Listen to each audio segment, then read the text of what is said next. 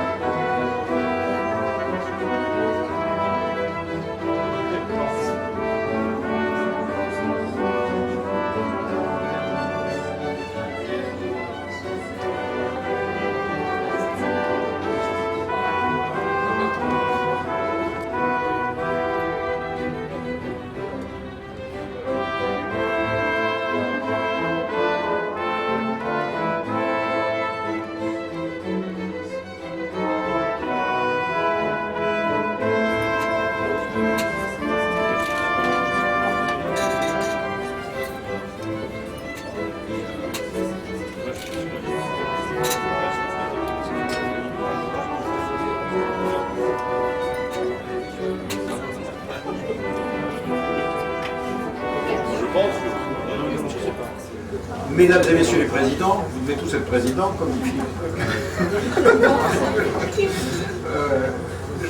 Je voudrais simplement vous accueillir parce que je vous signale que vous êtes ici dans un bâtiment qui dépend lointainement de ce ministère et quand je viens ici, chaque fois je me dis on devrait déménager parce que Bercy c'est quand même très loin et ici c'est assez central, c'est une belle vue, c'est un beau bureau, mais bon, on n'est pas là pour ça.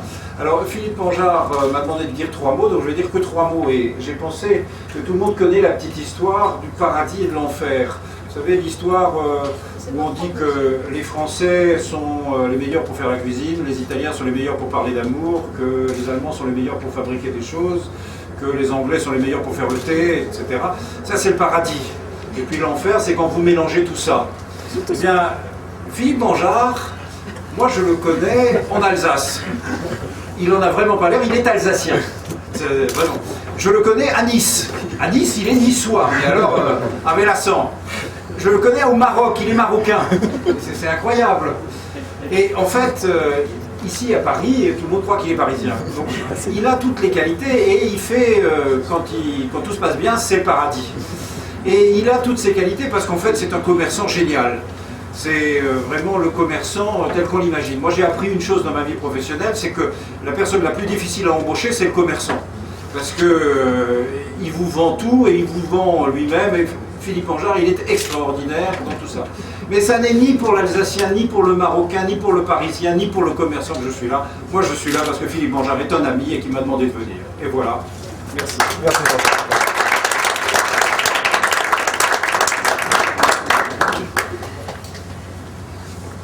Moi j'ai un discours.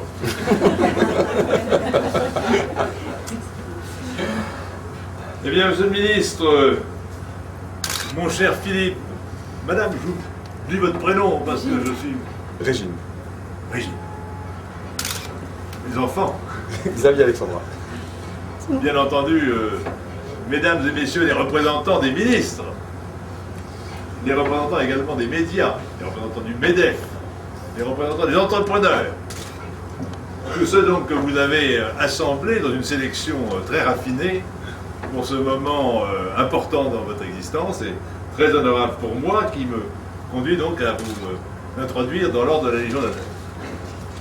Moi je vous ai connu en réalité plutôt dans les avions puisque que ce soit au Canada, en Yougoslavie, au Mexique, en Chine, en Argentine ou en Russie, c'est-à-dire 6 voyages que nous avons faits au titre du MEDEF international, vous étiez des nôtres, et ô combien des nôtres, puisque vous étiez au centre de notre délégation, par les rires que vous suscitiez, par l'animation que vous provoquiez, et par le nombre de contrats que vous assuriez au cours de ces déplacements.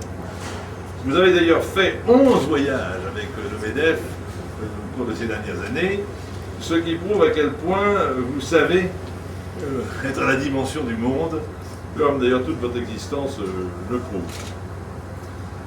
En réalité, c'est comme compagnon de voyage et au titre de la sympathie que vous inspirez que je suis là, et au fond, je pourrais le constater, m'arrêter là et vous remettre la décoration. Ça serait aussi simple, mais puisque la tradition veut qu'on évoque votre parcours, je vais donc le faire, si vous permettez, brièvement. D'abord pour vous dire, en effet, que né au Maroc, vous y êtes au Maroc parce que votre grand-père, venu avec lui au thé, était officier des affaires indigènes et tenait à la place de Mogador. C'est déjà, je trouve, dans une existence, une référence romantique et qui invite en effet aux grands espaces et aux voyages. Et votre grand-mère était native du Maroc, cousine du roi Mohamed V, et donc vos origines, j'ose pas dire berbères, parce que je ne suis pas très sûr de ce que je dis, en tout cas, vous donne déjà une dimension au départ.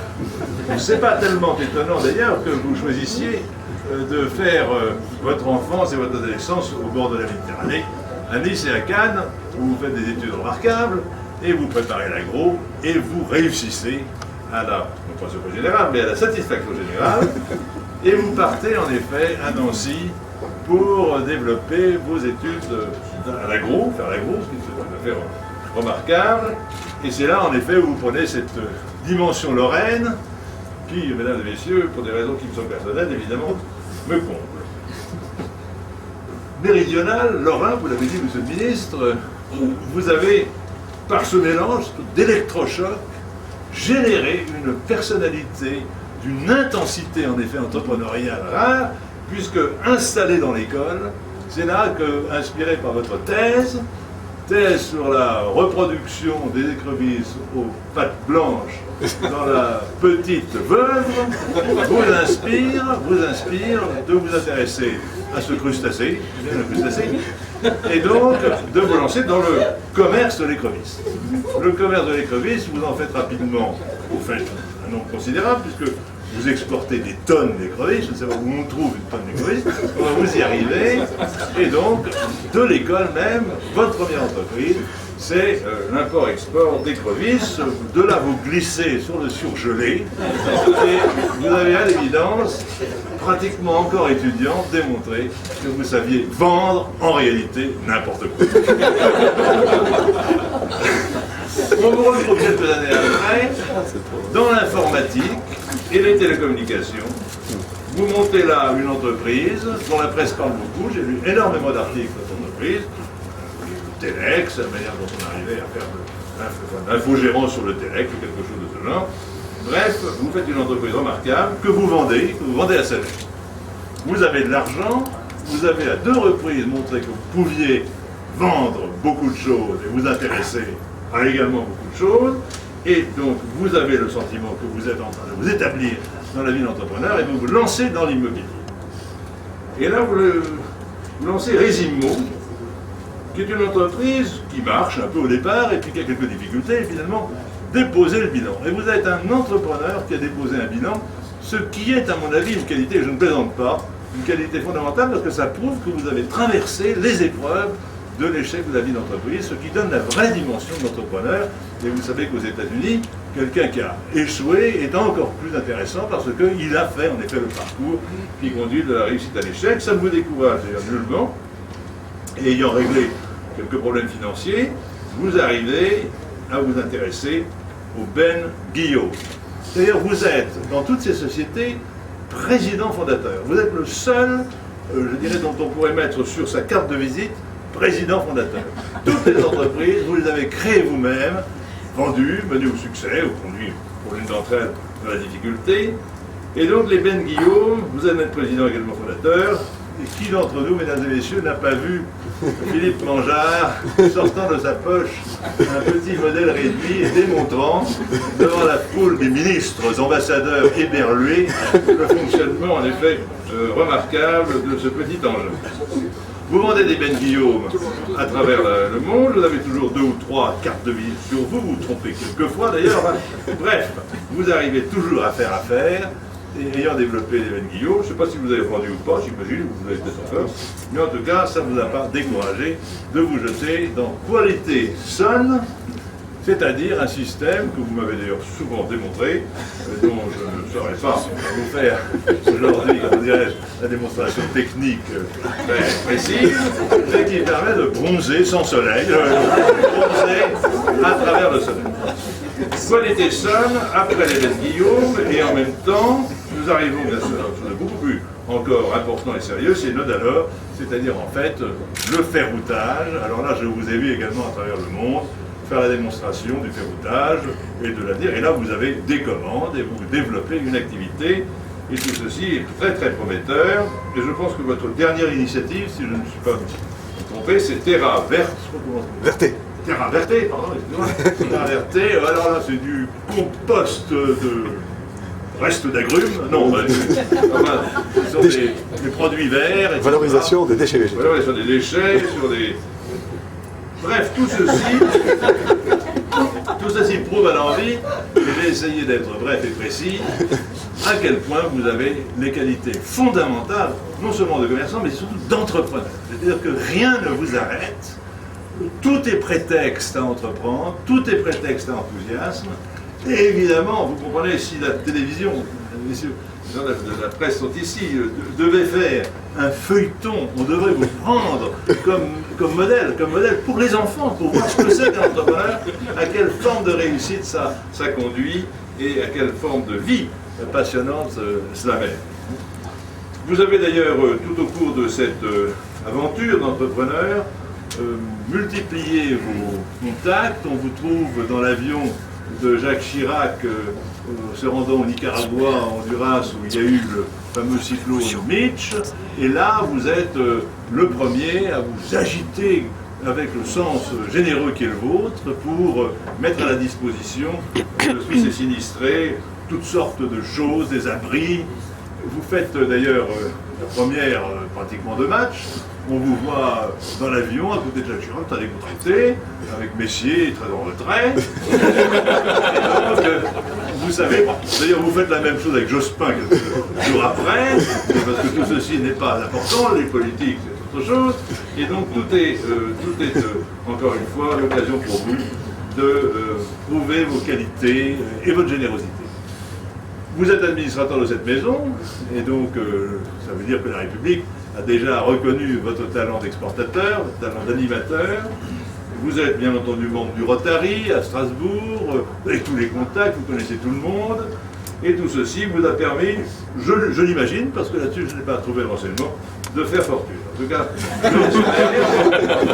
et c'est cette alchimie si rare de sympathie personnelle, de goût du risque, de sens de l'équipe, de volonté de la réussite, et en même temps cette dimension d'humour qui fait de vous un personnage ô combien attachant, qui a conduit la République à vous décerner cette décoration que je vais vous remettre maintenant, si vous le permettez.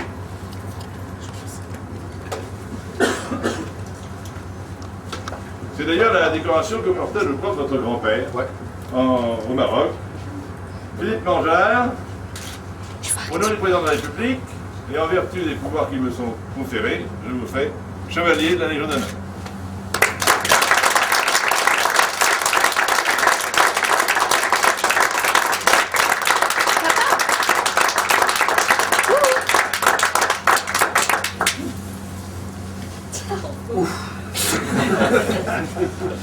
Nous sommes dans la grande tradition et je vais m'efforcer dans cette grande tradition de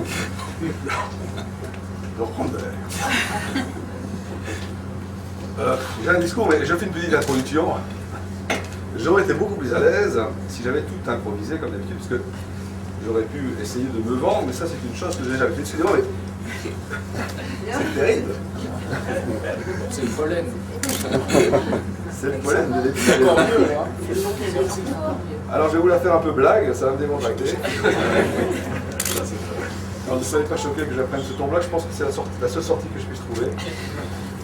Bien. Mesdames, messieurs les ministres, je pensais qu'il y en avait deux. Christine, tu représenteras ton mari et Pierre Figueras représentera M. Bussereau. Et l'un et l'autre ont des sages excuses. M. Bussereau est coincé à Bruxelles et monsieur Dutreil est coincé au Sénat.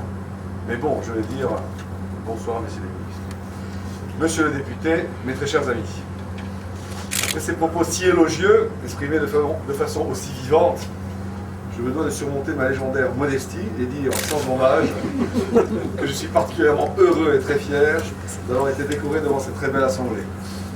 Ma famille, les trois, et ma cousine. Mes amis tous, et particulièrement vous, mon cher Ernest Antoine, le vrai patron des patrons, le gentleman entrepreneur que je remercie à nouveau très sincèrement pour avoir voulu accepter d'être mon parrain. J'espère, cher président, que l'avenir vous permettra d'être fier de votre filleul. Cette décoration, la plus élevée des distinctions nationales, parachève ô combien les deux nominations dont j'ai été honoré depuis 2 ans. D'abord en 2001, celle d'administrateur du Centre français du commerce extérieur, puis en 2002, celle de conseiller du commerce extérieur de la France. Ai-je vraiment mérité tous ces honneurs? J'ai pris tant de plaisir et si peu de peine depuis 20 ans à arpenter et à nouer des amitiés sur les 5 continents, à échanger et prospérer avec tant de partenaires, à voyager avec tant de confort et d'intérêt avec le chef de l'État, un Premier ministre, des ministres du commerce extérieur, et même plusieurs fois, cerise sur le gâteau, avec le président du MEDEF. J'ai donc l'impression d'avoir déjà été largement récompensé par le terrain. En conséquence, je vous l'assure et je m'y engage, je redoublerai de tous mes efforts dans les prochaines années pour mieux justifier cette magnifique récompense. Nous nous trouvons ici, dans un lieu où souffle l'esprit même de ce qui m'a valu cette très prestigieuse distinction, le commerce extérieur. En plus de l'esprit, les hommes qui comptent sont là. Merci Monsieur le Ministre, merci François, merci Monsieur le Président du CFCE, de m'avoir fait l'honneur de votre présence en ce jour si émouvant pour moi. Le commerce est ma vie, vous avez raison Président. Le commerce extérieur, ma passion. Mais sachez que ma famille et mes amis sont sur ma seule joie de vivre. Je n'ai évidemment pas pu rassembler tous ceux que j'avais envie de voir autour de cette table aujourd'hui, mais ils savent que je pense à eux et le petit comité de ce soir rassemble, et vous l'avez tous compris, l'essentiel des meilleurs. Merci donc à chacun d'entre vous de venir ce soir me témoigner votre amitié et surtout me soutenir dans l'émotion. En préparant mon discours, que j'ai beaucoup préparé, pour lequel la seule règle édictée par la grande chancellerie, la spontanéité, l'idée m'est venue de faire de cette soirée une soirée de félicitations.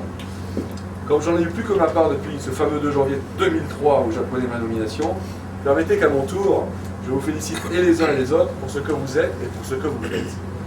Tout d'abord, protocole oblige, je reviens à toi François, un vrai ministre du commerce extérieur, quasiment doué d'ubiquité. En effet, on te sait sans être en train de parcourir le monde pour promouvoir l'entreprise France. Merci beaucoup. Et pourtant, la grande maison de Bercy ne bruisse et ne s'agite que de tes projets de réforme et de rationalisation des nombreux, peut-être trop nombreux, dispositifs de la loi. On sent déjà poindre des résultats encourageants et je me permets de t'en féliciter. Vous aussi, monsieur Renaud Dutreil, qui n'est pas là, je passe. Non, ce que je voulais dire à Renaud Dutreil, je le dis quand même parce que j'aime beaucoup Renaud, c'est un ministre qui a quand même décidé de créer la première vraie courroie de transmission entre les préoccupations des chefs d'entreprise et les supputations quelquefois hasardeuses de la classe politique. Il mérite donc tous nos applaudissements et je pense que, sans problème, il acceptera volontiers que je les fasse partager avec cette très chère Christine, qui arrive à la fois à être l'épouse d'un ministre hyperactif, la collaboratrice directe d'un super patron des patrons, la mère de 4 enfants et qui pourtant n'est jamais prise à défaut d'un large sourire et d'une petite gentillesse. J'avais évidemment préparé un petit mot pour mon ministre de tutelle, M. Bussereau, c'est à Bruxelles. Je remercie son conseiller technique, Pierre Figueras, d'être venu le représenter et de bien vouloir lui transmettre tous mes compliments pour avoir en quelques mois et malgré de notables étranglements, c'est le moins qu'on puisse dire, dans l'aérien, le maritime et le ferroviaire, réussi à faire en sorte que tout circule sinon mieux, du moins avec un peu plus d'ambition et de vision stratégique. Maintenant, revenons à la troupe de mes chefs d'entreprise que j'ai envie de complimenter aussi. Je reviens vers votre grand patron, mon cher Ernest Antoine Seigneur, qui a su organiser en quelques années la troupe un peu vulgaire des patrons français en division d'entrepreneurs bien plus efficace et qui nous a transformé un CNTF noir et blanc en MEDEF haut en couleur. Après ces belles couleurs, je vais passer au senteur et féliciter mon ami Jean-Man, roi de la robe, c'est lui là-bas, industriel généreux et rigoureux, globetrotter infatigable, portant partout sur la planète, ça c'est le mot qu'on peut dire, un de nos plus beaux savoir-faire très national, que j'appellerais le bon goût. Jean, tu n'as qu'un seul défaut, je le partage avec toi, tu n'es pas assez souvent à la maison. Ça c'est... Il fallait que je le dise, parce que j'aime beaucoup Pascal. Plus que ces félicitations, ce sont des profonds remerciements que j'adresse à celui qui sera évidemment ce soir, comme d'habitude, le plus discret, Robert Laure, qui, incontestablement, m'a fait sérieusement progresser, humainement et professionnellement depuis 4 ans. C'est la première fois que j'ai un patron, et c'est une expérience très intéressante. Dans cette catégorie industrielle, j'arrive naturellement au compliment pour mon ami argentin Eduardo Malone, l'homme qui réussit, sachez-le bien, à produire de la laine pour un costume sur 4 dans le monde, et à nous proposer au moins un film sur 10 dans les grands écrans, sur les grands écrans français. Bravo Eduardo. Où est-il? Là-bas. Eduardo, formidable. T'aimes aussi. Tout est si performant dans un chapitre beaucoup plus lourd, la vraie industrie de la chaudière. Nous avons ce soir avec nous mon vénérable parrain du conseiller du commerce extérieur, Dominique Elres, néanmoins ami, cher parrain, qui a réussi parfaitement en quelques années à consolider et développer un magnifique outil industriel en Alsace, de Dietrich, que tout le monde connaît. Enfin, mes deux comparses PME, Jean-Rémy Legras, où es-tu? Il est là, il est là. Il est là, tu arrives en retard, parce que je peux pas t'en dire. Pourquoi il n'arrive pas très loin de Reims? Et René Leray qui vient de la Guadeloupe. Où est-il, Jean-René? Là-bas. Nous partageons ensemble, tous trois, ce cœur à l'ouvrage et cette volonté permanente de fêter l'amitié et la solidarité. Leur résultat, deux belles entreprises où il fait bon vivre et qui sont parfaitement préparées au nouveau paysage des affaires. Petit coup de chapeau supplémentaire à René, je te le dois bien, qui est spécialement arrivé ce matin de la Guadeloupe et qui repartira demain. Merci de ces très beaux gestes d'amitié. Évidemment, nous les entrepreneurs, nous savons bien que tout cela ne serait pas si bien mis en évidence sans la diligence des médias et qu'il ne serait pas de bon ton de ne pas les féliciter aussi. Le Jean de Bello n'est pas là. C'est Jeannot. Jeannot, il n'est pas là. Bon, Jean, c'est Figaro. Enfin, je le dirai à l'oreille. Alors, je vais commencer par Elisabeth Chavelet, un grand bravo. Voici une dame qui, toutes les semaines, écarquille d'un peu d'économie les yeux de certains de ses lecteurs, plutôt amateurs du poids des mots et du choc des faits. Jean-Marc Sylvestre, incontestable, premier journaliste économique à la télé, et vulgarisateur sans relâche des pérégrinations un peu folles de notre World Economy. Bien plus discret mais tout aussi pertinent et reconnu, je finis le chapitre média avec l'ami Philippe Manière, qui a l'honneur et la grande responsabilité d'animer avec une très grande efficacité la première lettre d'information de les extensions, celle qui fait l'avant-actualité de notre panorama économique. Je pense maintenant que nos 4 journalistes seront totalement d'accord, 4 parce que Jean de Vélo était prévu. L'actualité, tu sais. Ah, c'est l'actualité, elle est lourde. Quotidien. Oui, c'est dur pour un quotidien. Mais viendra. Je pense que nos 4 journalistes seront donc totalement d'accord avec moi pour féliciter chaleureusement notre ami Philippe Dougier, où se cache-t-il? Là-bas, mais oui, qui sait si efficacement et convivialement faire communiquer et le MEDEF et son auguste président.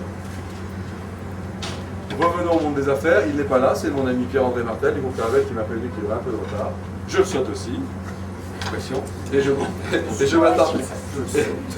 Et je passe maintenant à mon ami historique, Marc Louperet, derrière mon épouse, dont la prudence et la rigueur m'ont tant éclairé toutes ces nombreuses années pour certains choix ou dans des situations professionnelles très difficiles. Ni l'ami Serge-Antoine Tchekhov, récent ami, mais fort ami, où est-il Serge-Antoine? Brillant avocat d'affaires qui a su me montrer que le quotidien n'était pas que d'affaires. Plus qu'un clin d'œil, c'est une vraie œillade que j'adresse à Liki, pour lequel c'est joli. Avec qui j'ai eu un très grand plaisir à développer la communication de mode alors et une amitié très sincère. Et voici venu le général d'armée du MEDEF international, Thierry Courtel. Il est là. Ou qui, sous ses airs de grand râleur, est toujours à l'affût d'un service à rendre. C'est lui qui m'a quasiment enrôlé de France il y a quelques années au MEDEF international, et je t'en remercie très sincèrement. En dernier, et parce qu'ils sont les premiers à tout savoir, parlons de 2 des chevilles ouvrières du gouvernement qui sont là avec nous ce soir. Je reviens à mon ami Pierre Figueras, qui au ministère des Transports transpire son héros, je le sais, et qui pourtant prend le temps d'écouter la problématique des modestes industriels que nous sommes. Et je saute sur des félicitations à Philippe Bautry, mon grand ami, qui a réussi la performance d'avoir été un collaborateur précieux de M. Jospin pendant 5 ans et d'être aujourd'hui un rouage important du cabinet de M. Raffarin. Il est vrai que, lorsqu'on est officier commando et pilote d'hélicoptère, on sait mieux que quiconque ce que veut dire servir la nation.